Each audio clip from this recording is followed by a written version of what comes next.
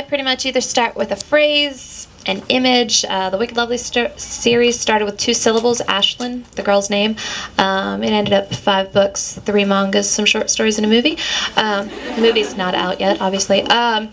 I pretty much turn on some music, get some caffeine, and I write until I run out of caffeine, pass out at the desk. My husband will pick me up and move me to the bed, and I wake up and I'm confused, and I crawl back to the desk and keep writing. So I am not joking. I actually write until, like Kelly's been on retreats with me, I'll take painkillers because my hands will curl up, and so I'll have days. Carnival of Souls, I wrote 37,000 words in 3 days, and then I wrote nothing else for about a month. So I either write insanely or I don't write at all, and I have no plan whatsoever. I have to say that I am glad to be on this event with Rachel and Melissa, because we were at one event and I was like, okay, so who outlines? It was like nobody put up their hand. I was the only author on the panel who outlined. So I would fall somewhere between Rachel and Melissa. I do outline the whole thing, but it is a very basic point by point, hitting the major points. And if at some point it usually goes off from that, but I let it go off from that and just re-outline from that point on. I'm another person who doesn't outline. I usually start with the premise and the main character's first name and pretty much nothing else. So, human girl raised by werewolves, and then I spent forever searching for the right name for the main character. You guys spend your time outlining. I spend it on baby name sites. And then once I have those 2 things, I just sit down and whatever comes out, comes out. I don't know any of the supporting characters. I don't know anything. I have a rule for myself that in the first draft, the main conflict has to show up by the end of chapter 3, because otherwise I will sit there and happily just play around with cool characters and world and no plot whatsoever forever. And then I don't really think much about the future until I get to the point where I'm like, okay, plot has to happen here. And usually at the end of my first draft in chapter 3, there's like a paragraph where the plot happens. And then I go back and sort of make things make a little more sense. Yeah, I start out, I don't write off of an outline either. I just have a vague idea of what the book is about and the characters. Baby name sites, I do love that. But you can also type in like hot boy names. And they're also, you can have those. So I get mine off of those.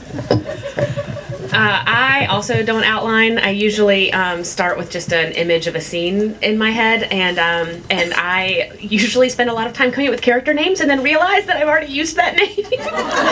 Like things like Cecily and Bardost. I'm like, how many Bardosts can one person have?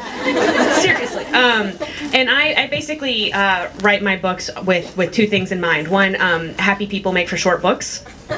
And 2, I just ask myself, what's the worst that can happen? So I am the one who I just torture. Like people are like, oh, I love my character so much, I hate making him go through bad things, and I'm like, how can I make this worse?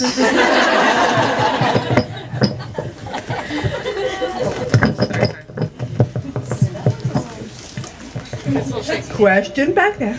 I kind of have 2 questions. One of them is, how did you decide to form this group, and the other is, what would you say to someone, a novice writer who's just starting out and needs and wants advice? Okay, so we have how did this tour start, which I will give to the originator, Melissa here, and then we will all quickly do the what advice would you give to young writers. Go.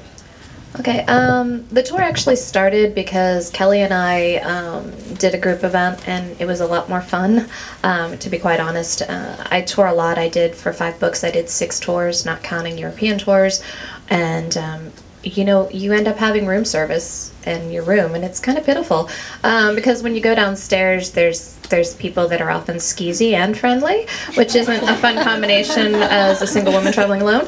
So, so one of the other things that happens on tour is at every event I've been to, including the ones as a group, they say, what books do you recommend? And it's a lot easier for me to just say them than it is to remember their titles. And And the truth is, everyone that we invite on the tour is someone whose books we've read and loved. And I cornered Kelley because at the time we had done this event and it was great. And I said, hey, let's get all these authors to go travel with us and we'll pay for it ourselves and organize it ourselves. And she's like, that's a good idea. And it was really kind of amusing because we went to them and said, we'd like you to spend lots of money and organize everything yourselves. And they're like, hey, that's a good idea.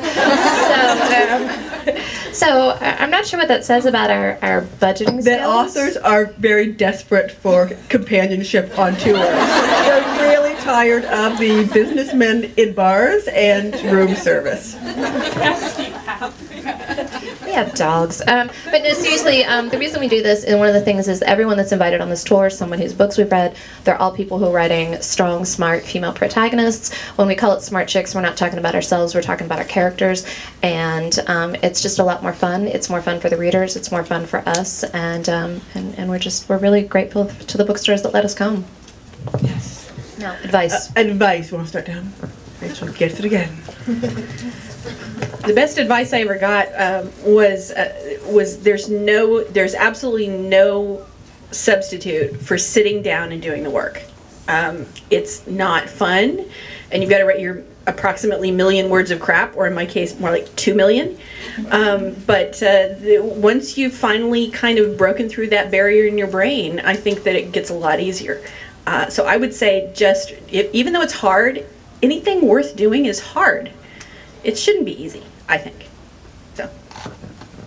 Yeah, I think I read something that said you have to put in your 10,000 hours before you master something. And for the young writers out there, in high school, middle school, college, I would say just keep writing. Don't give up. Just keep writing. Kind of working on your craft. Work for the newspaper, the yearbook. Poetry contests. I joined it all. Every excuse I had, I would write. And don't worry about publishing so much. Don't worry about the business side of it. There's a lot of time for that later. And writers come from all ages. You could publish at 17. You could publish at 36, like Judy Blume. At 75 or 70, like Frank McCord. I don't know how old he was, but so I would say the publishing, don't worry about that when you're younger. One of the things that I think I've learned doing this, and when you do this, you are never going to be as good or as bad as other people reading your writing think you are. And that doesn't change once you're published. The week my book came out and hit the New York Times, I got a rejection letter from an agent who didn't want to represent me because my book was unpublishable. So that was kind of fun. So remember, as you're doing it, take criticism, take the praise, but also look at your words critically. Don't be so married to them that you're not willing to change, but also trust your gut instincts, because there are times what story you're telling. So when you get feedback from people on your story, and it's good to have feedback. These ladies, we all read each other's stuff, and it's great.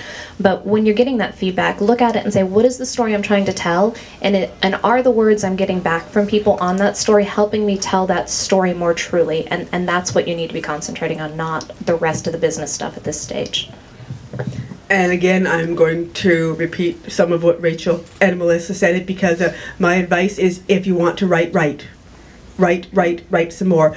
Don't spend all of your time thinking about writing, planning it to write. The only way to become a writer is to write, because it really is a craft. As you heard, your million words of craft, your 10,000 hours of apprenticeship, you need to just keep on writing, because if you were a painter, you wouldn't expect to sell the first thing you paint. Same in writing. We all have most of us have trunk novels that we wrote while we were practicing our craft. And those of us who get published, it's because we just kept on going, no matter how many people said no, because we knew that all it would take ultimately was one person to say yes.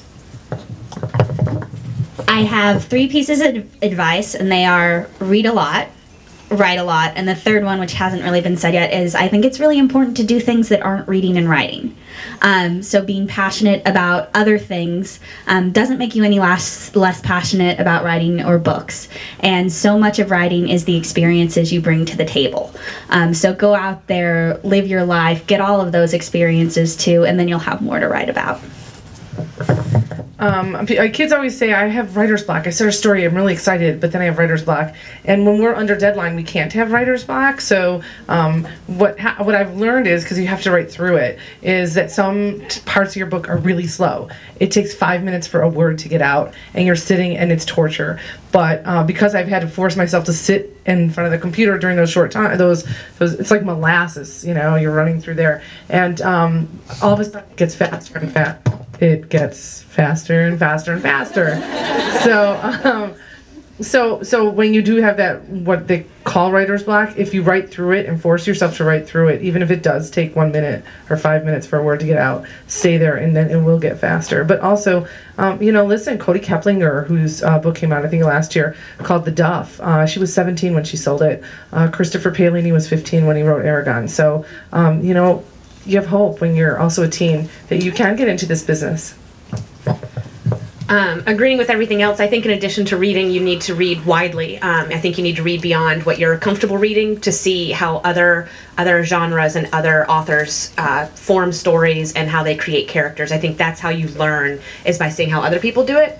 And the only other thing I would add is don't forget that you love it. It's really easy to be like, oh, I have to write. And I try and remind myself, like, every time I hear myself saying, well, I have to write today, I say, I get to write today. Remember that there's a reason you're writing, that you love it. And remember to just sort of nurture that passion and be kind to yourself. There's a lot of rejection in this industry, and you need to be critical when you need to be critical, but be kind to yourself.